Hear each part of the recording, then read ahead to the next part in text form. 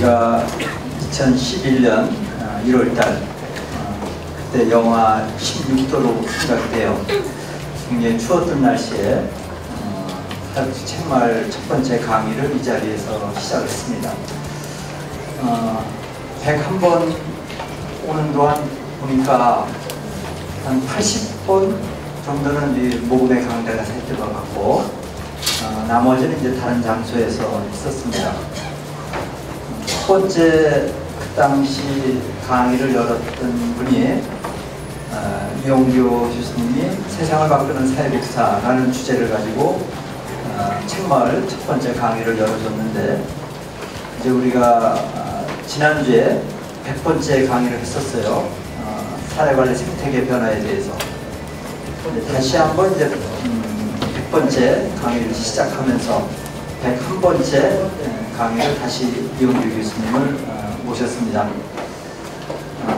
그러니까 이래저래 좀 의미가 있는 날입니다. 물론 어제 국회의원 한 분의 그런 비거를 찾겠기 때문에 여러분들이 다 마음이 좀 남다르고 또 슬프고 그런 날이긴 합니다만은 또 우리 사회복사들이 묵지 세상을 만들어가는 그런 몫은 또 있는 것 같습니다. 이제 첫 번째 사회복지 책마을 강의를 열어줬던 이용규 교수님을 앞으로 초대해서 101번째 강의를 또 청해 듣도록 하겠습니다. 박수를 맞이해 주시기 바랍니다. 예, 반갑습니다. 뜻깊은 모임이죠. 사회복지 책마을. 또한 사회자께서도 말씀이 있으셨지만 사실 저도 어제 이 행사를 준비하기 위해서 올다가 정말 충격적인 얘기를 듣고 깜짝 놀랐습니다. 그리고 한쪽으로 슬프기도 했지만 한쪽으로는 정말 화가 났어요. 화가 났어요. 그래서 어찌해야 되나 하지만 또 여러분들과 함께 이렇게 만나기로 한 약속이 있었기 때문에 이 자리에 섰습니다. 또한 뭐 여러분들 제 강의 들어보신 분들은 아시겠지만 제가 뭐 이렇게 말하듯이 하지 않고 가끔은 세일하듯이 합니다. 어쩐다고요? 세일하듯이. 그래서 어쩔 때는 선동을 하기도 하겠는데 뭐 제가 보기에는 시국이지만 우리가 공부할 때는 또 좀 확실하게 할 필요가 있지 않을까 싶습니다. 우선 여러분들에 대한 감사의 표시로 제가 가져온 선물입니다. 받아보셨습니까? 네. 책 이름이 세상을 바꾸는 사회복지사. 제가 첫 번째 강의했던 강의 제목이 세상을 바꾸는 사회복지사이고, 또 마침 바로 이 모임에 이 이름의 모임이 있죠. 세바사. 따라서 해보세요. 세바사. 세바사. 네, 혹시 오늘 세바사 회원이 아니신 분들은 책을 오면서 왼쪽에서 받으셨을 거예요. 오시면서 오른쪽에서 받으신 분들은 세바사 회원이고, 아닌 분은 왼쪽에서 받는 분이 제가 보니까 수가 더 많은 것 같은데, 돌아가실 때에는 반드시 세바사 회원이 되는 것도 생각해 보시기 바랍니다. 혹시 첫 달 가입비가 걱정이 되신 분은 첫 달 가입비를 내고 사진을 찍어서 이용규 교수에게 카톡을 보내면 제가 그 계좌로 첫 달 가입비를 쏘아줄 수 있는 여기가 있습니다. 이해되시죠? 그리고 제가 여러분들에게 계속 제안하고 싶은 것은 생각만 하지 말고 실행을 해달라는 것을 제안드리고 싶습니다. 자, 첫 번째 강의 중간에 한번 쉬었거든요. 그래서 첫 번째 강의는 주로 공공구조와 사회수당 이런 걸 중심으로 제가 얘기를 하려고 해요. 그러니까 쉽게 말해서 주로 세금으로 하는 복지입니다. 혹시 주로 세금으로 하는 복지, 즉 사회보험료로 하는 복지 말고 주로 세금으로 하는 복지 중에 시민이 시군구나 읍면동에 신청하면 받을 수 있는 복지급여가 몇 가지나 됩니까? 몇 가지나 됩니까? 360가지. 360가지. 박수 한번 쳐주세요. 제가 지금까지 강의 가서 이렇게 첫 번째로 답을 맞춰본 거는 아마 이번이 처음인 것 같습니다. 전주에서 오신 분이라고 제가 들었습니다. 박수 한번 다시 한번 쳐주세요. 360까지. 자, 혹시 360가지 중에 여러분들이 일상적으로 지금 사용하고 있는 복지제도 설명해 주실 분 계세요? 예를 들면 수급 요건은 이렇고 무엇을 주고 그 다음에 이런 예외적인 규정이 있다든지 이런 것 말입니다. 자, 그러면 제가 강의의 편의를 위해서 아주 쉬운 거 하나 제가 하겠습니다. 따라 해보셔요. 자, 교육급여에 대해서 설명하겠습니다. 교육급여. 교육급여. 자, 교육급여를 받으려면 이렇습니다. 가구 소득 인정액이 기준 중위소득의 50% 이하면 교육급여를 받을 수 있습니다. 교육급여는 부양 의무자 기준이 없습니다. 이렇게 얘기를 합니다. 자, 그러면 대충 4인 가구라고 가정을 해봅시다. 2018년에 4인 가구의 기준 중위소득은 얼마입니까? 예, 대충. 자, 4인 가족의 기준 중위소득은 대충 얼마일까요? 대충 그래도 250. 뭐 대충. 자, 400. 자, 대충 얼마쯤 됩니까? 130보다 좀 많습니다만 얼마일까요? 그렇죠, 100%. 기준 중위소득 4인 가구의 기준 중위소득이 얼마예요? 470만 원. 예, 상당히 근사치입니다. 박수 한번 쳐주세요. 예, 이렇게까지 알아맞히기 쉽지 않습니다. 예, 452만 원쯤 됩니다. 452만 원. 그러면 나의 가구에, 내가 살고 있는 가구의 소득 인정액이 226만 원 이하인 사람은, 4인 가구라면 226만 원 이하인 사람은 신청하면 받을 수 있겠죠. 이해되시죠? 매우 쉬운 이야기예요. 자, 문제는 나의 가구의, 내 가구의 소득 인정액은 얼마입니까? 이걸 아는 사람이 없다는 거예요. 그게 문제예요. 자, 기준 중위소득이 452만 원이라는 것은 아는 사회복지사들이 많습니다. 그런데 누구 집에 소득 인정액이 얼마냐, 그걸 계산할 줄 아는 사람이 없다는 겁니다. 그러면 다시 저 같은 사람은 이렇게 얘기합니다. 자, 따라서 해보세요. 소득 인정액은 소득평가액 플러스 재산의 소득 환산액입니다. 자, 재산을 소득으로 환산하는 방법을 설명해 주시기 바랍니다. 재산을 어떻게 소득으로 환산하죠? 자, 재산을 어떻게 소득으로 환산하죠? 그러면 재산은 다시 일반 재산, 금융재산, 승용차 이렇게 나누어요. 자, 어떤 사람이 서울에 산다고 가정해 봅시다. 서울 서대문에서 산다고 가정해 봐요. 창천동이 서대문입니까? 예, 그러면 서대문에 산다고 가정해 봐요. 자, 이 집에는 3천만 원짜리 보증금에 월 30만 원의 세를 내는 사람이에요. 자, 그리고 이 집에는 통장이나 보험에 있는 돈이 1,500만 원이라고 가정을 합시다. 자, 그리고 이 집에는 한 7년 정도 탄 아반떼 승용차가 있는데, 이 아반떼 승용차를 보험회사에서 250만 원을 쳐준다고 합시다. 차량 가격으로. 자, 이 집의 재산을 소득으로 환산할 때 얼마입니까?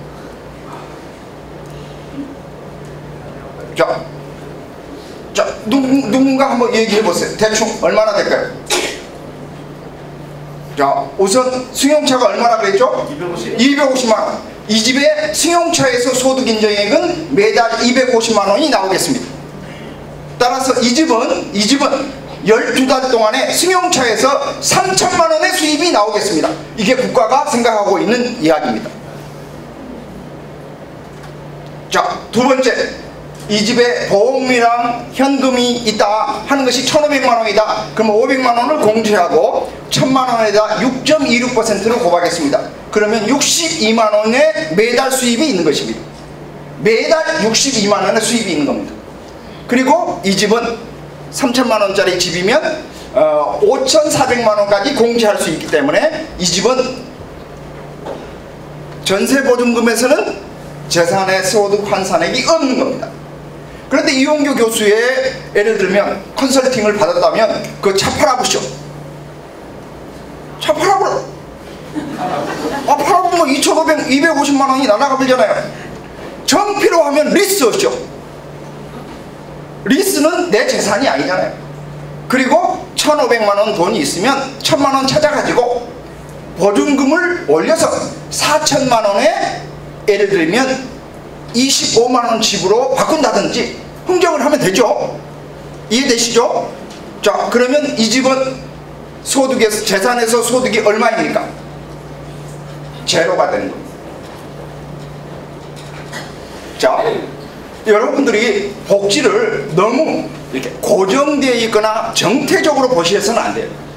여러분들이 만나는 수많은 사회복지를 급여를 받고 싶어 하는 사람들은 받고 싶어서 오는 겁니다. 여러분들이 아플 때 병원에 가죠. 그러죠? 여러분들이 아플 때 병원에 가지 매일같이 병원 가요? 사회복지를 받고 싶어 하는 사람도 뭔가 받고 싶어서 여러분들에게 왔는데 이래서 안 됩니다, 저래서 안 됩니다 이러면 묻으려고 사회복지사의 존재 가치가 있냐 이거예요. 그런데 많은 사회복지사가 결국은 자기도 잘 모르게 안 됩니다라는 말을 쉽게 뱉어버린다는 겁니다. 자, 따라서 해보세요. 자, 사회복지사는 안 되는 일을 되게 하는 사람이다. 마치 아픈 사람을 치료하는 사람이 의사이고 뭔가 법적인 어려움을 가진 사람을 해결하는 사람이 변호사이듯이, 그런데 의사도 사실 자기도 못 고치는 병이 있어요. 자, 변호사도 한 놈은 이기고 한 놈은 지죠. 그러잖아요. 사회복지사도 안 되는 일을 되게 하는 사람이지만 모든 일을 되게 할 수는 없어요.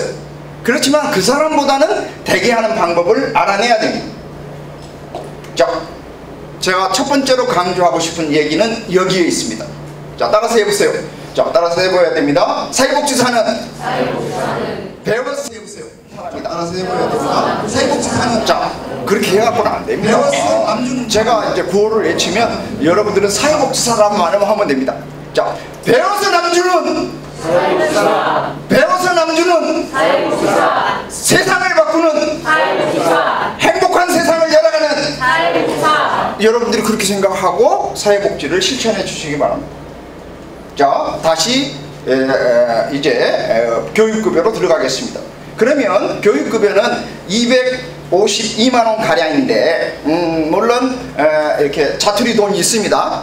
문제는 인원만 많아도 주지 않는다는 겁니다.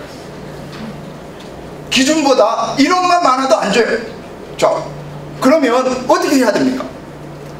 또 이용규 교수 만나면 한 10만 원쯤 많은 것은 제가 다 해결해 줘 봅니다. 어떻게 해? 자, 사회복지 이 소득 인정액을 산정할 때 합법적으로 공제해 주는 것이 있습니다. 합법적으로 공제해 주는 게 있어요. 자, 합법적으로 공제해 주는 게 뭡니까? 소득 인정액을 산정할 때 합법적으로 공제해 주는 겁니다. 우선 노인들에게 가장 많은 것이 병원비입니다. 이른바 만성질환 치료비. 그러면 뭐 만성질환이라는 게 별거 아니에요. 노인들이 일상적으로 가지고 있는 질병 중에 고혈압, 당뇨, 고지혈, 뭐 관절염 등등 이런 걸로 해서 약을 드시는 분들이 많습니다. 그러면 이분들은 약값 영수증을 싹 더하면 그거 다 공제해줘요. 예를 들면 고혈압 약값만 해도 한 달에 5만 원은 들어가요. 그러면 합치면 60만 원이다 11로 나누면 5만 원을 공제할 수 있습니다. 또한 한부모 가족 같은 경우에는 자녀들이 많죠. 자녀들의 학원비 다 이거 공제할 수 있는 거예요.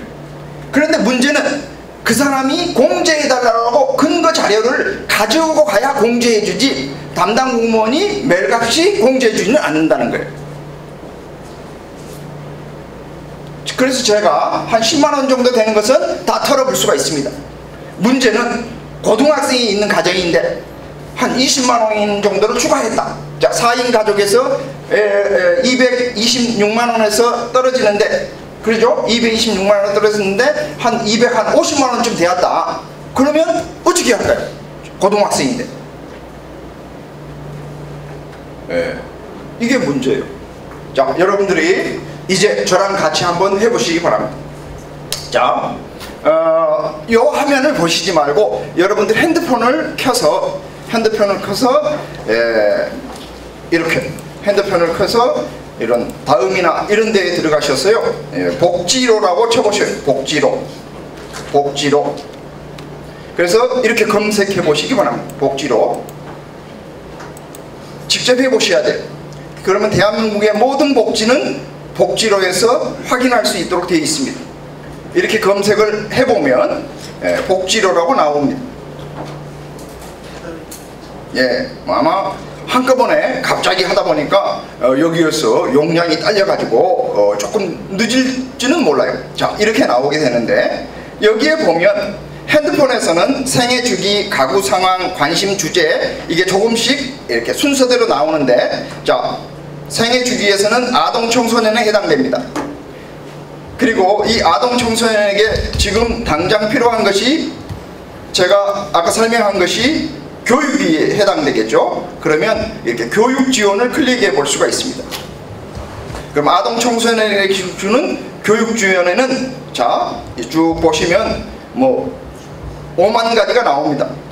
여러분들이 보시기에는 아는 것도 있고 모르는 것도 있지만, 우선 가장 많은 사람들이 들어가는 곳이 아마도 교육급여일 거예요. 그러면 교육급여를 이렇게 쭉 찾으시면 돼요.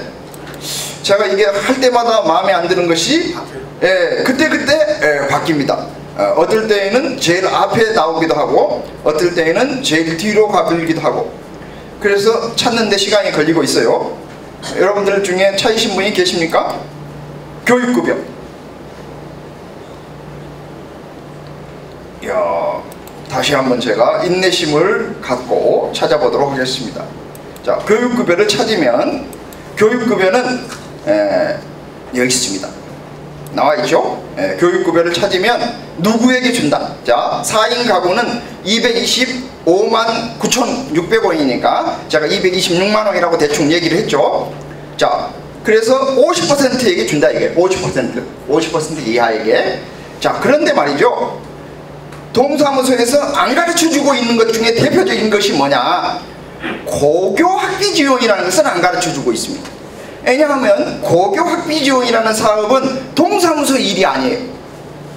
고교 학비 지원이라는 사업은 교장 선생님이 인정하는 제도입니다. 자, 그런데 교장 선생님이 어떻게 그 가정이 소득 인정액이 60% 이하이라는 것을 알겠습니까? 어떻게 알죠? 담임 선생님이 추천을 해야 알 겁니다. 그럼 담임 선생님은 그 가정의 소득 인정액이 60% 이하인지를 어떻게 알죠? 밥값을 안 내야 합니다. 급식비를 안 내야 아는 거예요. 그러면 그때쯤 동사무소에 가서 이것 좀 띄워오라, 이렇게 해서 이제 띄워오면 그때 인정을 해주는 건데, 문제는 이걸 대개 3월 15일 날 마감을 합니다. 그럼 3월 15일은 대개 첫 달 밥값이니까 어떻게 해서라도 다 사람들이 내요.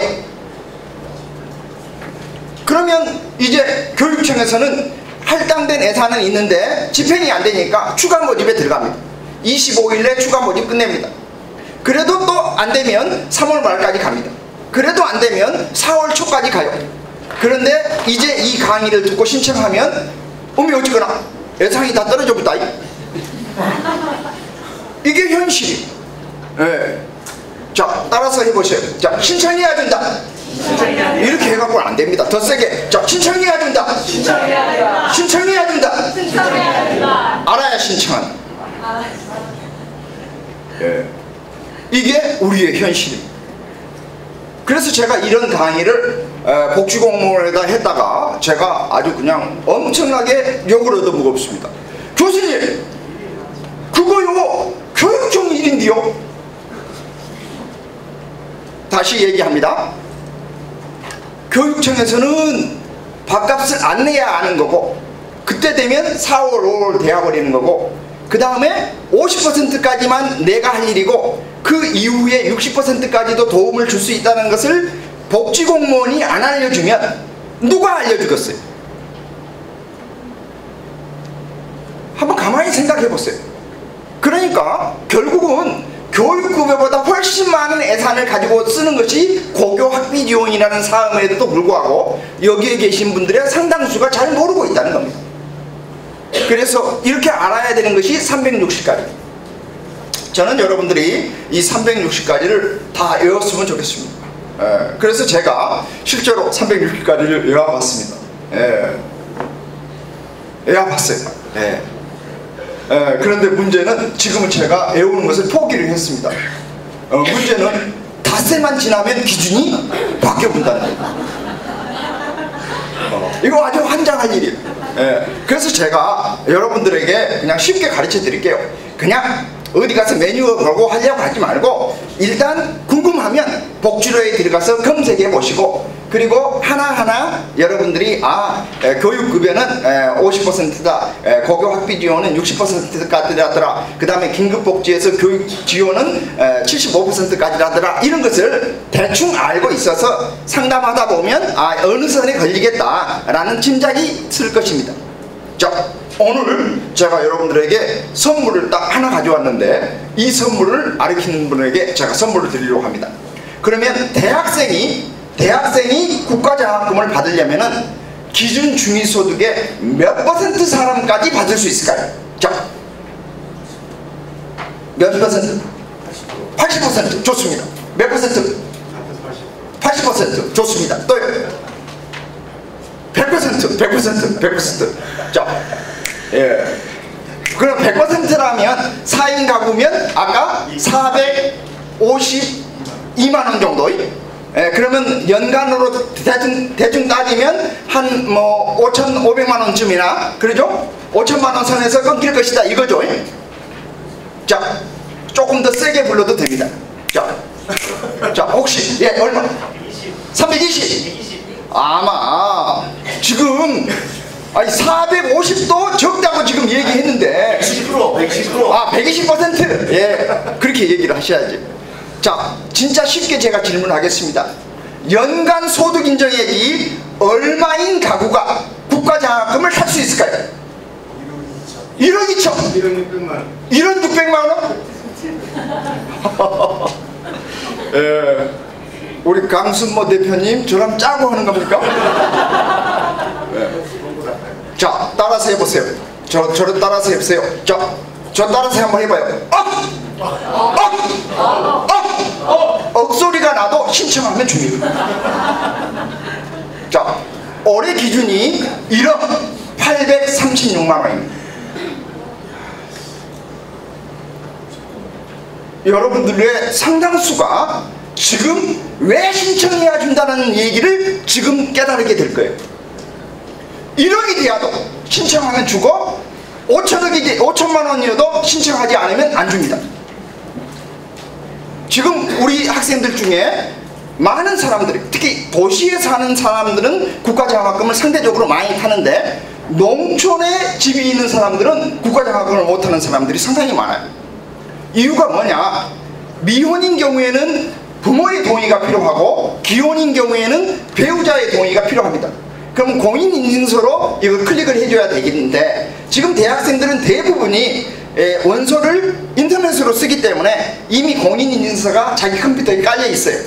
그런데 부모의 동의를 받으려면 부모의 공인인증서가 깔려 있어야 되는데 함께 사는 경우에는 어머니 공인인증서 좀 주세요. 그러면 컴퓨터에다 넣고 그냥 클릭하고 아버지 공인인증서 주세요. 클릭하면 끝이에요.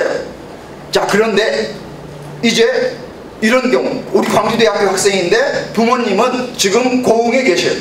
그래서 어머니 국가장학금을 실시하려고 하는데요. 네 공부 잘했냐? 아니 그것이 아니라 국가장학금 실시하려고 하는데요. 그런데 신청하면 되지. 아니 공인인증서가 필요한데요. 그것이 뭔데? 조합에 가면요 해주는데요. 어떻게 보내면 되는데 USB에 받아가지고요 이메일로 보내주시면 소 밥 주고 이단께 이따 저녁에 전화하자. 그래서 다시 저녁에 전화합니다. 다시 똑같은 말을 되풀이해요. 그러면 뭔 말인지 네가 와서 해라. 그러면 알바 끝나고 갈게요.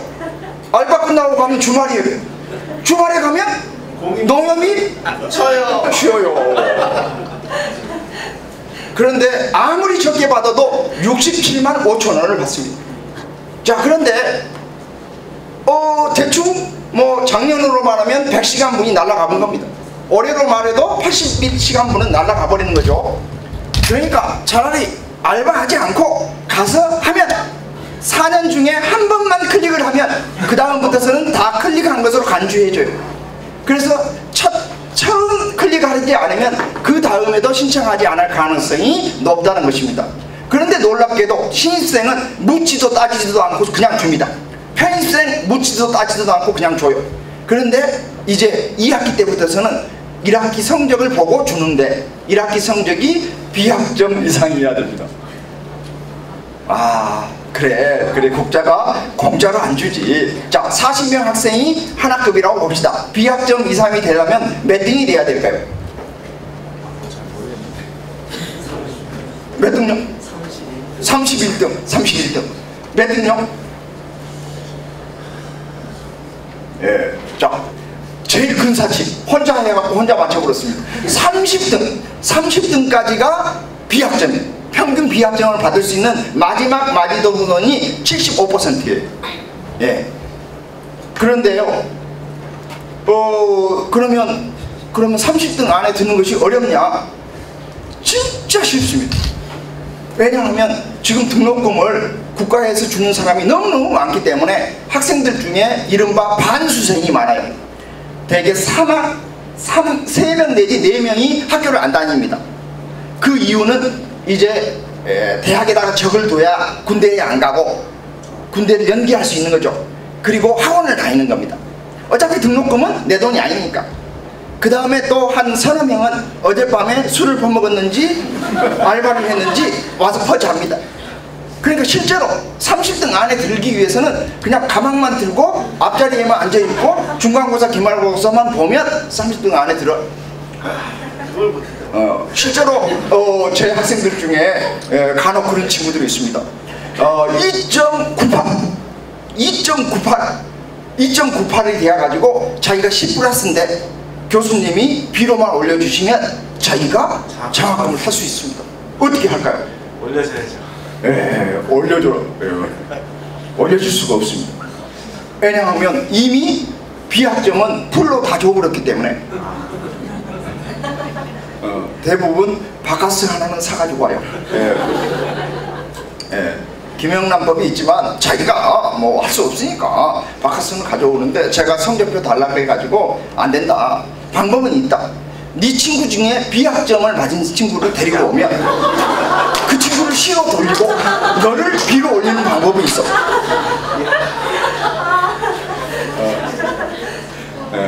그런데 이런 학생들이 진짜 미쳐버리려고 그래요. 왜냐하면 2.98이면 장학금을 못 받으면 이런 학생들의 상당수는 학교를 못 다녀요.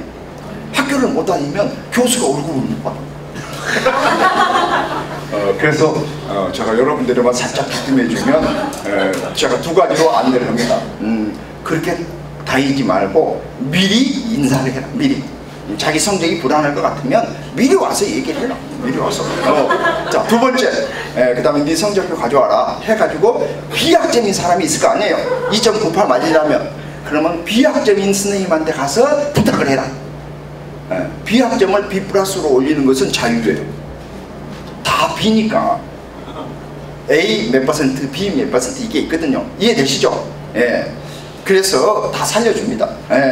그래서 제가 이제 왜 안 되는 것을 되게 하는 사람이라는 것을 알겠죠? 여러분들이 방법을 찾으면 뭐 불가능한 것도 있지만 많은 것은 찾을 수 있어요. 방법이.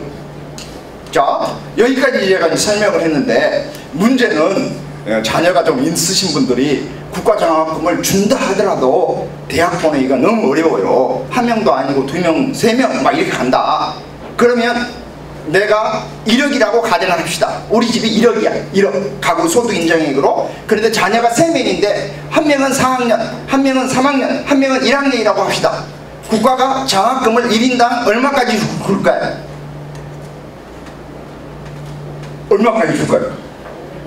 520까지 주는 거. 520까지. 그런데 이 520까지는 저소득층에게 주는 거고 1억인 사람에게까지는 얼마까지 줄까요? 1억인 사람이 얼마까지 줄까요?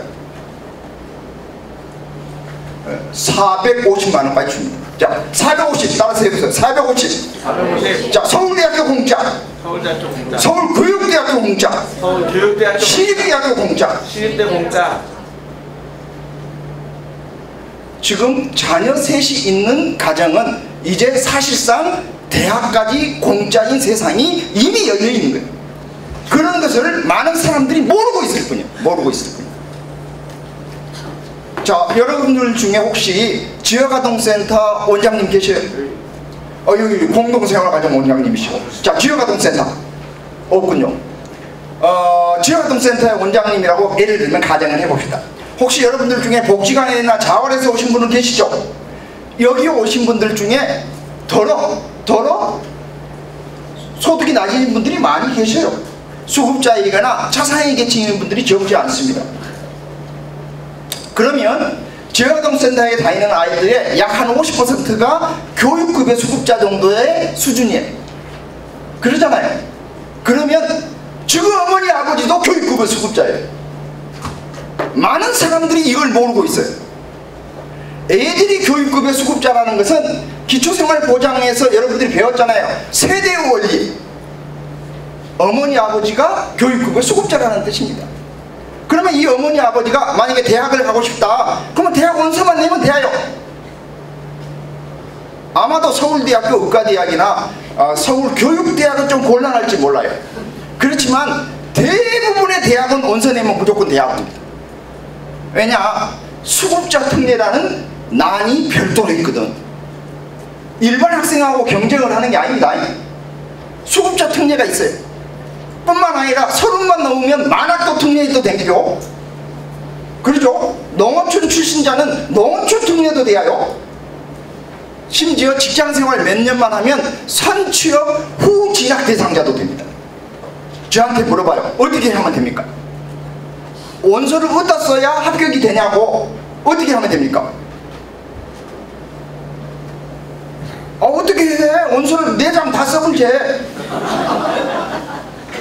가고 싶은 대학을 정해가지고 하나는 수급자 특례로 내고, 하나는 만학도 특례로 내고, 하나는 농어촌 특례로 내고, 하나는 선취업 후 진학자로 특례로 내는 거예요. 그러면 50명 모집에 70명이 왔다. 그러면 물론 50명만 되겠죠. 아니올시답니다. 합격 발표할 때 50명만 발표하는 것이지 등록할 때 50명 중에서 30명도 등록 안 해요. 그러면 또 추가로 20명을 합격자를 해주겠죠. 그러면 결국은 버티면 다 합격진이 나오는 거예요. 자, 이러면 많은 사람들이 그러면 지금 내가 조건부로 일을 하고 있는데 대학생이 되면 살림을 어떻게 하고? 살림을 어떻게 하죠? 여기 계신 분들이 지금 사회복지사 맞아요? 자, 따라서 해보세요. 학생은 근로 의무가 없다. 근로 의무가 없다. 무슨 뜻이죠?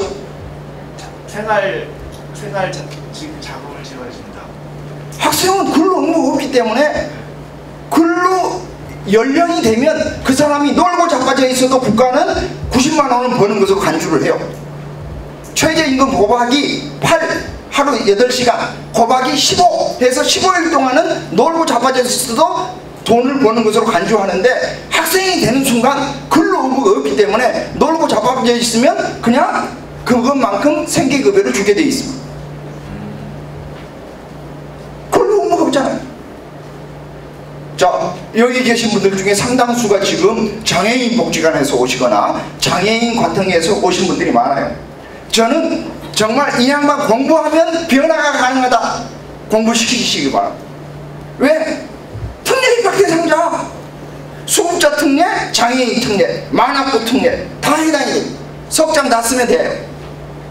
자, 그리고 근로 의무가 없기 때문에 자립작업장, 보호작업장 이런 데서 쎄 빠지게 일하면서 일할 필요가 없죠. 공부해야지 학생이.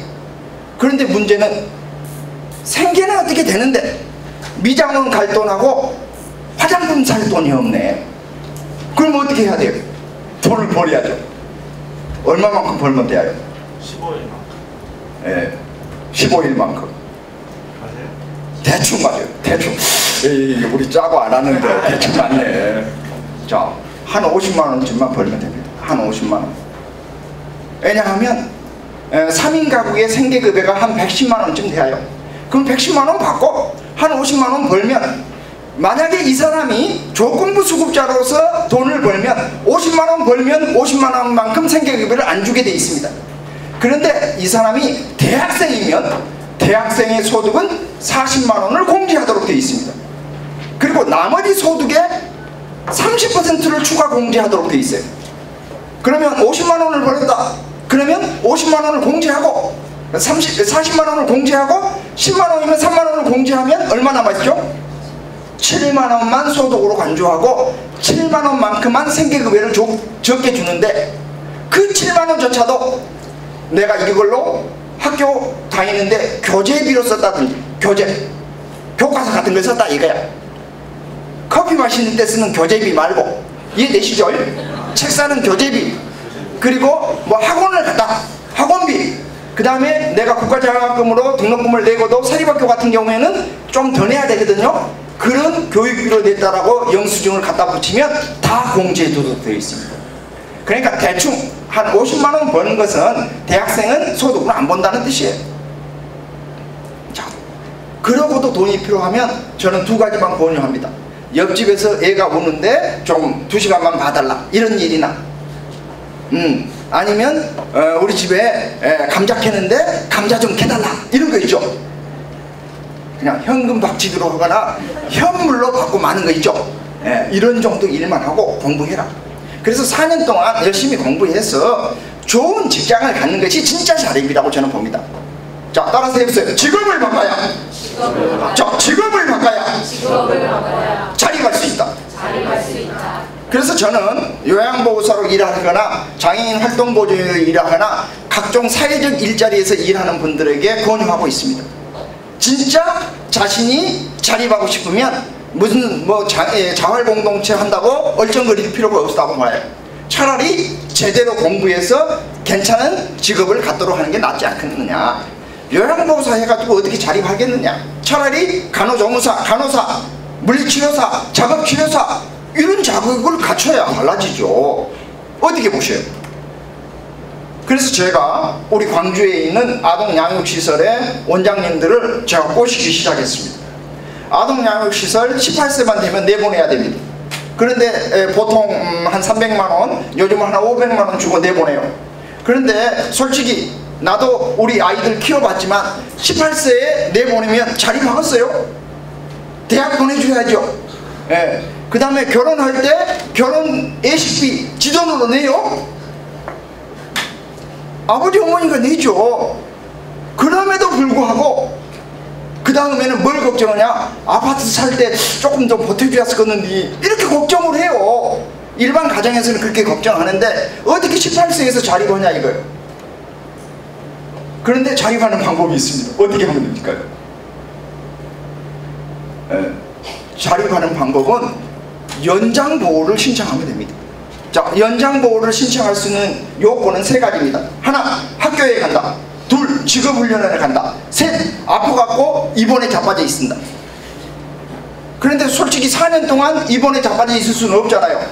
그러면 가장 좋은 방법은 그냥 대학에 들어가는 겁니다. 대학에 들어가면 자동으로 연장이 되는 거예요. 자동으로. 언제까지? 졸업할 때까지. 자, 그러면 생계급여 되죠? 의료급여 되죠? 주거급여 되죠? 교육급여 되죠? 다 되는 거예요. 국가장학금 얼마 줘요? 기초생활수급자 520만원까지 줍니다. 그런데 다른 학생들은 아까 비학점 맞아야 된다고 했죠? 자, 기초생활수급자는 비학점 안 맞아도 돼요. 몇 학점만 맞으면 됩니까? C학점만 맞으면 됩니다. 자, 40명 중에 C학점을 받으려면 몇 등 안에 들어야 될까요? 39등 안에 들면 됩니다. 자, 이런 방법이 있어요. 그런데 아마 우리 양육시설이나 공동생활의 가정에 있는 아이들의 상당수가 공부를 잘 안 합니다. 그러면 제가 또 특단의 대책을 알려드립니다. 전문대학을 보내시기 바랍니다. 2년제. 그리고 2년제에서 졸업해가지고 3학년으로 편입을 하면 지금 지방에 있는 대부분의 대학들은 30%를 장학금으로 줬습니다. 그러면 일반적으로 한 학교의 등록금이 한 650만 원쯤 된다, 사립대학이. 그러면 30% 할인해보면 한 500만 원밖에 안 돼요. 그런데 국가장학금이 얼마라고요? 520만 원까지예요. 그러면 이 학생은 국립대학은 물론이고 사립대학교도 어쩌다? 공짜. 그래서 지금 우리 광주에 한 시설에 한 60여 명 있는 시설에 대학생이 14명인 시설이 있습니다. 그러면 대학생이 14명인 시설과 대학생이 4명인 시설에서 그 진짜 자립의 완성도, 자립의 수준, 이건 대학 졸업한 학생들의 있는 시설이 자립 완성도가 높을 것 같아요? 고등학교 막 졸업해가지고 나간 아동이 자립 완성도가 높을 것 같아요? 대학이 높을 것 같아요. 대학이. 자, 그러면 그 아동 양육시설의 입장에서는 원장님 자기 돈 많이 들어갑니까? 자, 전매기 아이들 키우는 것이 이 아동복지사 혹은 생활지도사, 보육사라고도 부르고 생활지도원이라고 부르죠. 이분들이 전매기 아이 다루는 것이 더 일감이 많아요? 아니면 18세나 19세나 20세 아이들을 돌보는 것이 일감이 많아요? 예, 뭐 제가 보기에는 뭐 이거 비교할 것 필요가 없어요. 비교할 필요가. 그러니까 제가 여러분들에게 제안 드리고 싶은 것은 뭐냐면, 세상을 바꿀 수 있는 많은 지식과 정보와 많은 기준들이, 제도들이, 사업들이 온통 깔려져 있는데 많은 사회복지사들이 그걸 내 것으로 생각하지 않고 있다는 것입니다. 그래서 제가 또 이제 지하동센터 소장님한테 시설사장님에게 물어봤습니다. 아니, 그런데 왜 이런 좋은 제도가 있다는 것을 설명해 주지 않으세요? 그랬더니 막, 교수님, 우리 지하동센터에 오는 아이들은 주로 초등학생이거나 많아야 중학생이기 때문에 해당 사항이 없습니다. 그러면 그 집에 오빠나 누나나 형이나 언니는 없어요? 있죠. 어머니나 아버지는 없습니까? 있죠. 걔들 3년만 지나면 중학생, 3년만 지나면 고등학생 안 돼요? 되죠. 그런데 많은 사람들이 자기 고객은 자기 앞에 있는 사람을 고객으로 생각하고 그 다음 사람은 고객으로 생각하지 않는다는 것입니다. 그건 제가 보기에는 뭐 복지공무원이나 아니면 뭐 많은 민간 사회복지사만 해당되는 것이 아니라, 제가 보기에는 우리 여기에 계신 분들도 또 저를 포함해서 많은 사람이 해당될 수가 있다고 저는 봐요. 자, 그러면 제가 여러분들에게 하나만 더 제안을 드리고 제가 잠깐 쉬었다 할까 합니다. 자, 예. 자, 여러분들에게 제가 제안 드리는 거예요.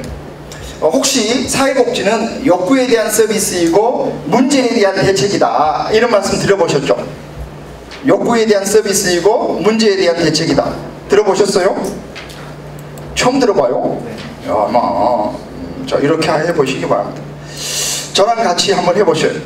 아마 이미 뭐 알고 있으신 분도 있겠지만, 저 핸드폰을 켜보셔요. 핸드폰에서 이제 제가 여러분들에게 숙제를 내는 겁니다. 자신의 이름을 쳐보시기 바랍니다. 자신의 이름. 내가 만약에 김경이다 그러면 김경이 이렇게 써보시기 바랍니다. 김경이 여기 계실지는 모르겠습니다만 워낙 그런 이름이 많으니까 제가 한번 쳐보도록 하겠습니다. 김경이. 예, 북한 정치인 김경이. 가수 소찬이가 김경이네요. 코미디언 김경인이 있는데 사회복지사 김경인은 안 나오는 것으로 봐서 더 정보를 이렇게 검색해 봐야 될 것 같습니다. 자, 그래서 이번에는 이제 제 이름을 쳐보겠습니다. 이용교입니다. 제가 이용교인지는 알고 계시죠? 자, 한번 제가 켜보겠습니다. 예, 오면 뉴스 더보기를 제가 한번 눌러봤어요. 여러분들도 한번 눌러보세요. 그러면 여기 있는 이용교랑 같은 기사가 뜨죠. 그래서 핸드폰으로는 5번을 눌러보세요. 밑에 5번을 누르면 5번에 혹시 또 나올까? 또 나오네요. 나오고 있죠? 5번. 그래서 여러분은 아마 7번을 누를 수 있도록 돼 있을 거예요. 7번을 눌러봤어요. 또 나와. 예. 왜 이렇게 많이 나오냐? 뭐 제가 유명해서 많이 나오는 게 아니라 제가 일주일에 한 번씩 글을 올리고 있기 때문에 나올 뿐입니다. 자, 예전에는 KBS나 MBC나 SBS나 조선일보나 한겨레 신문에서 실려줘야 기사가 뜨는데 지금은 지가 싫어도 기사가 뜨게 되죠. 그래서 제가 지금 이걸 4년째 계속 하고 있어요. 일주일에 하나씩. 그리고 그 일주일에 하나씩 한 것을 지금 여러분들에게 보여드리는 것이 바로 이 책입니다. 그래서 1년에 한 권씩 만들었던 것을 이제 3년치를 모아가지고 좀 중복된 것은 좀 빼고 과거의 정보에서 최근의 정보로 수치 같은 것은 바꿔가지고 이렇게 된 거예요. 그런데 제가 보기에는 얼마나 많은 사람들이 그러면 이거에 대해서 관심이 있느냐, 복지에 대해서 관심이 있느냐, 이걸 제가 한번 검색해 보려고 합니다. 이제는 이것만 봐도 상관없습니다. 자, 우선 제일 서점에서 많이 팔리는 책이 저는 주로 알라딘이라는 인터넷 서점을 많이 이용합니다.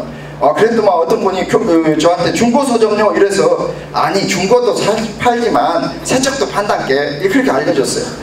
자, 그래서 복지책이 어떤 것이 있는지를 제가 검색해 봤습니다. 무슨 책요? 복지책.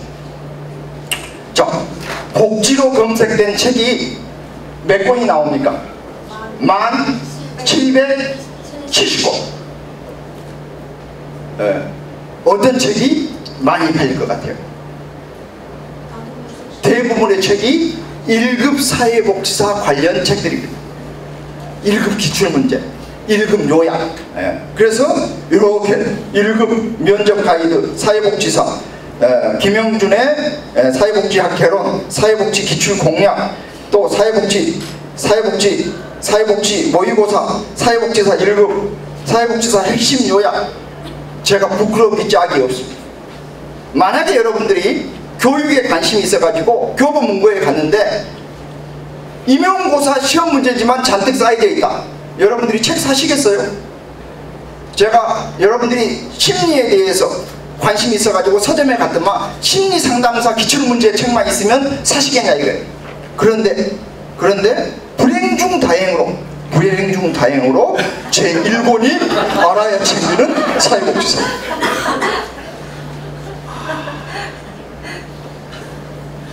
이럴 때 박수 안 쳐주면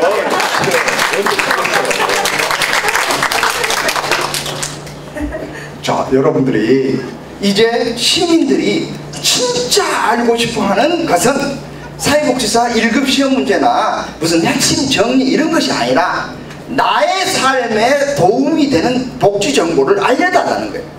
나의 삶에 도움이 되는 복지 정보를 알려달라. 그래서 제가 이제는 좀 더 욕심을 부려가지고 제가 상식에서 한번 검색을 해봤어요. 상식.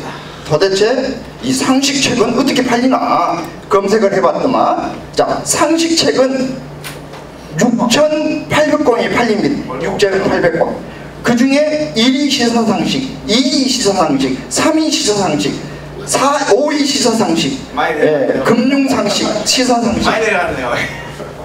쉽게 말해서 시사상식하고 금융상식, 부동산상식 책만 팔리는데 등극을 했어요. 복지상식이 이제 10위권에 등극이 됐어요. 검색 열심히 해주세요. 자, 여러분들이 제 책 복지상식이라는 책을 보기 전에 복지상식이라는 낱말을 일반 보통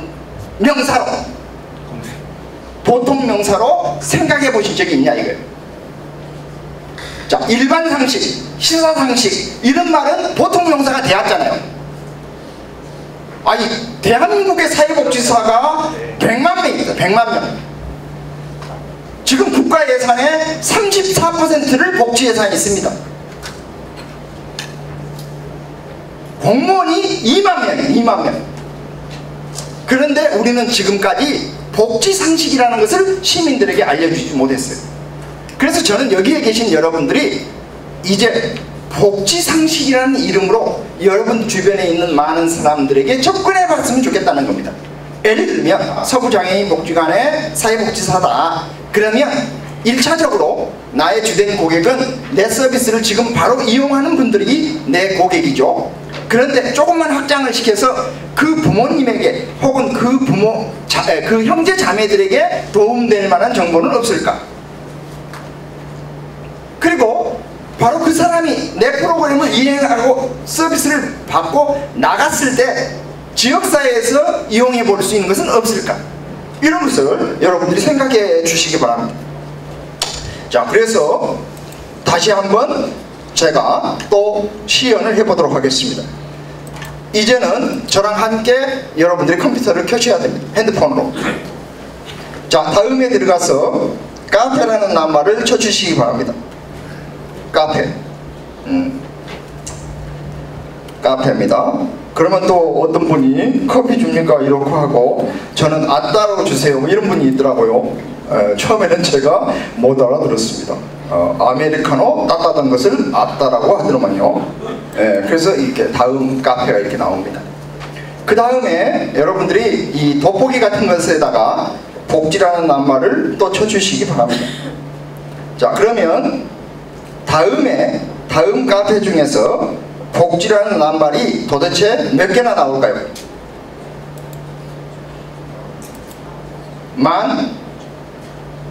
15,000개가 나옵니다. 15,000개. 그 중에 1위 카페가 시민과 함께 꿈꾸는 복지공동체입니다. 이 시민과 함께 꿈꾸는 복지공동체 운영자가 누구일까요? 여러분들이 그 운영자를 보고 계십니다. 자, 어떻게 보면 지금 제 생각 같아서는 제가 아주 인기 절정인 것 같아요. 우선 알라딘에서 복지책 10,000권 중에 1위 책이 이용교 교수의 복지상식이고, 카페 15,000개 중에 1위 카페가 이용교가 운영하고 있는 시민과 함께 꿈꾸는 복지공동체입니다. 그런데 이 공동체조차도 제품이 바로 배워서 남주는 사회복지사, 세상을 바꾸는 사회복지사가 되기 위해서 만든 카페였습니다. 처음 만든 것이 2002년 월드컵이 막 끝날 때였는데, 그때 회원은 몇 명이었을까요? 자, 다시 얘기합니다. 지금 회원은 5만 명이지만 그때 회원은 지 혼자입니다. 자, 따라서 지 혼자.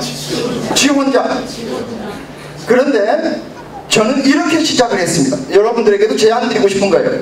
저는 광주대학교 학생들에게 여러분 숙제를 미리 내시기 바랍니다. 사회복지 개론, 사회보장론, 청소년 복지론. 이래서 지난 학기에도 사회복지 개론 이렇게 숙제를 내요. 그러면 여기에 강의 계획서도 올려놓고 숙제도 이렇게 내게 돼 있습니다. 그런데 대부분이 자 6월 27일 날 이후로 거의 기사가 없습니다. 이유는 이제 성적 처리도 다 끝났고 더 이상 볼 일이 없죠. 그래서 우리 학생들에게 여러분들 지금 뭐 하고 있습니까? 했더만 1급 시험 준비를 하고 있다고 그러더라고요. 그래서 1급 시험 준비 게시판을 만들어주고 예상 문제와 기출 문제를 올려주기 시작했습니다. 그러면 사람들이 들어올까요? 안 들어올까요? 무려 16,000명이 클릭한 기사도 있습니다. 그리고 사이버 모의고사를 출제했더만 1년이면 3,000명 이상의 새로운 회원이 가입을 했었는데, 문제는 1급 시험이 끝나면 안 들어온다는 것입니다. 그래서 이번에는 제가 구인 구직 사이트를 만들어줬습니다. 그래서 이제 구인 구직 사이트, 사회복지 분야에 합격되는 자기소개서 쓰는 법, 이런 것을 가르쳐주고, 의료사회복지사가 되는 방법, 복지공무원이 되는 방법, 정신보건사회복지사가 되는 방법, 학교사회복지사가 되는 방법 등을 올려주기 시작했습니다. 그러면 또 취직을 하면 안 들어와서 이제 교육과 행사에 대한 정보를 알려주고 있습니다. 그래서 각종 교육과 행사를 알려주고 있고, 오늘 우리 교육 복지상식 출판 기념회 겸특강을 하고 있습니다. 127명이 클릭을 했습니다. 그리고 현재 가장 인기 있는 것은 여러분들이 꼭 가셔야 될 곳입니다. 어떤 곳이냐? 각종 복지 정보를 알려주는 곳인데, 예를 들면 지금 가장 인기 있는 파일 중에 하나가 사회복지법인을 만들고 운영하는 기초지식 같은 겁니다.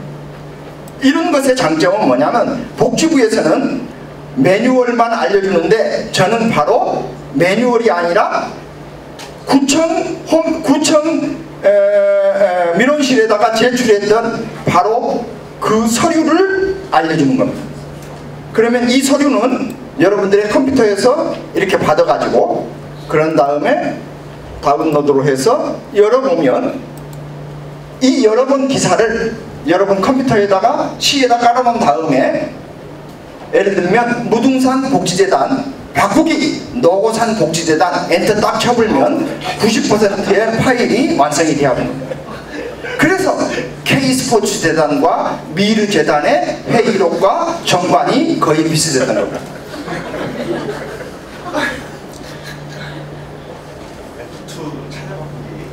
제가 이제 여러분들에게 알려드리고 싶은 거예요. 혹시 여러분들 중에 대학원을 다니신 분들은 이제 진짜 살판 났다 이렇게 생각하시면 됩니다. 왜냐하면 이용규 교수가 강의했던 것, 이용규 교수가 추적했던 최신 자료 5,000개 이상의 파일이 한글 파일로 제공되고 있습니다. 자, 예를 들면 오늘 선물로 드렸던 세상을 바꾸는 사회복지사, 이거 한글 파일로 올라가 있습니다. 복지상식 매년 쓴 것 한글 파일로 다 올라가 있습니다. 그래서 그걸 바로 내려받아서 여러분들의 복지관, 여러분들의 시설을 홈페이지에 올려놓고 틈틈이 쓰고, 그리고 혹시 미안하면 이용규 교수가 쓴 것을 참고하는 것 하고 첫 페이지에 각주만 한번 달아주면 그 다음부터 시비 거는 사람이 없습니다. 다시 얘기합니다. 제가 욕구에 대한 서비스라고 했잖아요. 욕구에 대한 서비스. 그래서 저의 주된 고객은 학생이었지만 그 학생이 이제 졸업할 무렵쯤 되면 많은 대학 교수들은 그 졸업할 학생에 대해서 신경을 안 씁니다. 왜냐하면 그 친구들은 등록금을 다 내버렸고 등록금을 새로 낼 신입생에 대해서만 신경을 써요.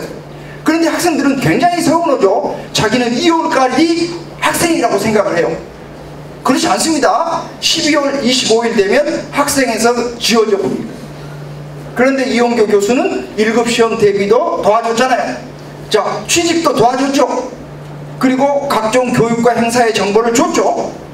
이제 진짜 업무에 필요한 모든 정보를 주는데 어디 감히 도망갈 수 있겠어요. 그래서 저의 목표는 한 번 들어온 회원은 못 나가게 한다. 이게 저의 전략입니다. 여러분들도 여러분들이 지금 하고 있는 기관에서 하는 서비스를 상상해 보시기 바랍니다. 언젠가 한번 이용했던 사람이 계속 여러분들의 소식에 관심을 갖게 된다면 어느 순간 그 사람들은 여러분들에게 무궁무진한 자원이 됩니다. 어제 제가 만났던 한 아동 양육시설의 원장님께서 하시는 말씀이, 지금 후원자들의 상당수가 중고등학교 다닐 때 자원봉사를 해왔던 학생들이라고 합니다. 다른 시설들은 그냥 받아주는데 이 시설은 교육을 안 받으면 자원봉사를 안 받아준답니다. 그래서 교육을 시킨 다음에 자원봉사를 하고, 이 친구들이 대학에 진학하고 취업을 했는데 직장에서 연말인데 어디를 좀 후원을 해주고 싶다, 여직원회에서 어딘가 좀 도와주고 싶다. 그러면 내가 중고등학교 때 봉사했던 바로 그거. 그리고 심지어 그 중고등학교 자녀를 보냈던 부모들이 자녀가 변하는 것을 보고 여기 정말 괜찮은 곳이구나 하고 목돈을 갖다 준답니다. 우리 아이들을 잘 변화시켜서 고맙습니다. 그런데 만약에 지금 여러분들이 기관에서도 잘하고 있는 데는 많이 있겠습니다만 조금만 더 발전시켜 보세요. 그러면 다시 얘기합니다. 우리 광주 대학생들이, 제가 이 카페를 만드는 것이 2002년이었으니까 지금 16년 정도 한 거죠. 자, 지금 제가 복지상식을 지금 4년을 쓴 거잖아요. 만약에 제가 앞으로 10년, 20년 계속 쓴다고 생각해 보세요. 그러면 일단 5천만 국민이 이용교회 복지상식에 대해서 관심을 가질까요? 네. 어떻게 보여요? 관심 가져요. 그런데 제가 보기에는 제가 알고 있는 지식과 정보는 한계가 있습니다만, 여기 계신 여러분들 중에서는 장애인에 대해서는 내가 정말 잘한다든지, 장애인 중에서도 특히 청각장애인에 대해서는 내가 전문가라든지 이런 분들이 계신다고 생각해 보세요. 예를 들면 지금 책을 내고 있는 사람들의 대부분은 컴퓨터로 책을 냅니다. 그러면 예를 들면 나는 점자를 만드는 책의 출판부를 운영하고 있다. 그러면 가장 간단한 방법은 바로 창비라든지 한길서라든지 이런 무슨 보리 출판사라든지 이런 데랑 협약을 맺어가지고 책 낸 쪽쪽 마지막 파일을 우리한테 넘겨만 달라. 지금은 어떤 식으로 책을 만들고 있냐면요, 이 책을 만들려면 이 책을 다시 새로 치고 있어요. 얼마나 멍청한 짓거리입니까? 이 파일을 걸어갖고 점자로만 해서 출판하면 끝 아니에요? 그래서 제가 만들었던 우리 인간복지에서 만든 디지털 사회복지 개론이라는 책은 점자로 나와 있습니다. 그 책이 나온 게 벌써 한 15년은 됩니까? 우리 이 대표님? 그쯤 되죠. 그때 우리는 아마 실로암인가 했던 곳에 제안을 그렇게 했죠. 그래서 저는 이제 우리가 조금만 생각해 보면 진짜 우리 손에 자원이 있다. 그래서 저는 여기 계신 분들이 세상을 바꾸겠다고 생각하고 그걸 실천해 보자 이거예요. 자, 따라서 해보세요. 배워서 남주는 그렇게 하면 안 된다 그랬잖아요. 자, 배워서 남주는 여러분 사회복지사만 해주세요. 다시 해봅니다. 배워서 남주는 사회복지사. 세상을 바꾸는 사회복지사. 행복한 세상을 열어가는 사회복지사. 예, 그 사회복지사가 되시기 바랍니다. 한 10분 쉬었다 하도록 하겠습니다. 감사합니다.